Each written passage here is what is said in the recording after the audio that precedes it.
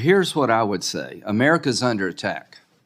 Our nation is being attacked by foreign powers called drug cartels in Mexico.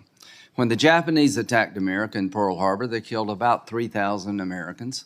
9/11, when we were attacked, about 3,000. This is the largest attack on America's homeland by a foreign power in the history of the nation. 70,000 Americans were poisoned by fentanyl last year, more than car wrecks and gun violence combined, and it's getting worse. A couple of days ago, Senator Schumer had a news conference in New York talking about the danger of mixing fentanyl with a drug called xylazine. He called it skin-rotting zombie drug. He called for the DEA to send teams into New York to try to do something about it. He called for more education when it comes to people using drugs. I would support both of those, but what I'd like to do is go to the source of the problem. What would America do if a foreign power lobbed a rocket into, let's say, our friends in Arizona or Texas? We would strike back. We're doing virtually nothing when it comes to being under attack by drug cartels that's deterring the behavior. Ms. Kaiserling, who lost her children to fentanyl, said, "This is a war, act like it, do something." Our partner in Mexico basically is a complete denial. The president of Mexico denies there's safe havens for drug cartels where they run parts of Mexico. He says that's not true. He blames us for the fentanyl crisis. He denies the fact that fentanyl is produced in Mexico, sent to America to kill Americans. So we got a real problem, Mr. Chairman. And you asked, what can Congress do? We'll keep working together. I'd like to work with you. Maybe we can find a way to make some progress. But this idea that the executive branch is helpless without Congress is ridiculous. You want to fix this, Mr. Secretary? Go back to Trump policies. Just reimpose everything Donald Trump did to secure a border, and your problem will dramatically be improved. You're not helpless. You change policies in a bad way, and you're getting a bad result. We're under attack by drug cartels. We've lost operational control of the border. This secretary has said numerous times, we have control of the border. The head of the Border Patrol about a couple of weeks ago said we don't have operational control of the border. Well, anybody believes that we're in control of the border is in denial. We've lost control of our border. The number of people coming across our border on the terrorist watch list is going up like a rocket. So what's my concern? General Corelli said, the head of CENTCOM, due to our withdrawal from Afghanistan, the likelihood of an attack coming against America from Afghanistan could mature within 6 months without warning. You have a completely broken border. You have terrorism on the rise. This is a lethal combination, but this is just not me saying things. We actually have some evidence to suggest that what I'm saying is factually true. In 2020, December, we had the lowest illegal crossings in the last 40 years because of Trump policies. Since those policies were changed, we've had 4.8 million illegal encounters on the southern border. FY21, 1.7 million.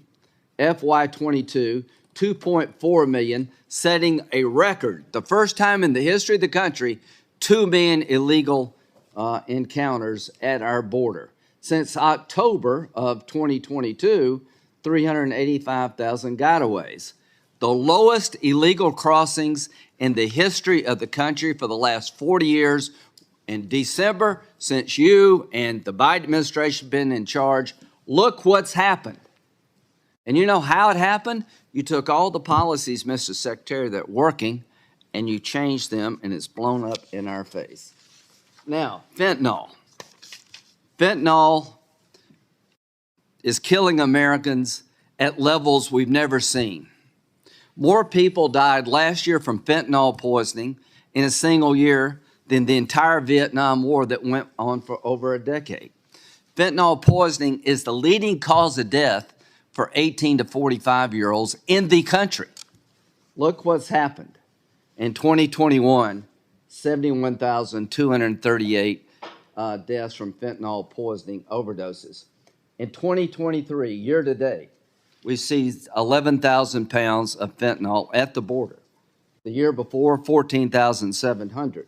In 2014, none. In 2015, 70 pounds. 11,000 pounds of fentanyl is enough to kill 2.5 billion people. How is this happening? Where's it coming from? It's coming from Mexico and China. So when the Mexican president denies that drug cartels are not in charge of parts of Mexico, he's either lying or he has no idea what's going on in his own country. This is a State Department map. If you're looking to travel to Mexico, all these red zones do not travel. That's like going to Afghanistan or Syria. Who controls these red zones? Drug cartels that are making billions of dollars off bringing fentanyl into the country and human trafficking due to a broken immigration system. And quite frankly, we need to take the gloves off. They're at war with us. We need to be at war with them. Now, when it comes to terrorists,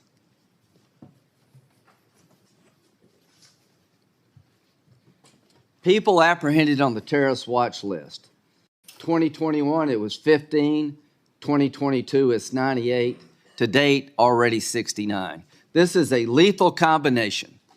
People traveling to America on a terrorist watch list. The terrorists are getting stronger because of our withdrawal from Afghanistan, and they're coming here in larger numbers. If we do not change course, if we do not change where we're at, Americans are going to continue to die from drug cartel poisoning. The illegal immigration problem is exploding and the human misery around it with no end in sight. We went from the lowest illegal crossings in December 2020 to over 4.2 million on your watch. Bottom line, the Corelli statement, if we have it. It's right there.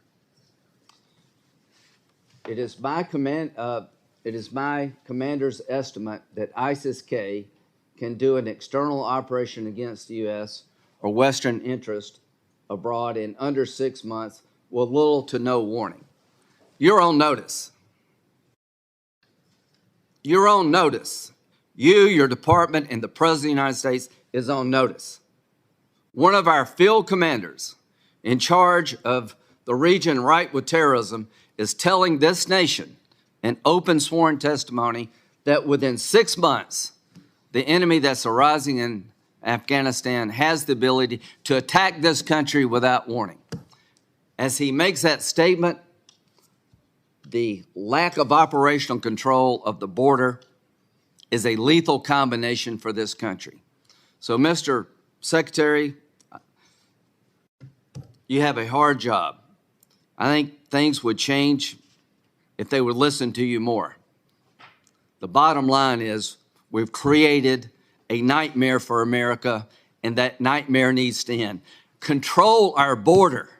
Go back to Trump policies, have the Congress work together to fix immigration in a more forward-looking fashion, regain control of the border, go after the cartels, tell the Mexican president, get with it, work with us, or we're going to have to do things differently.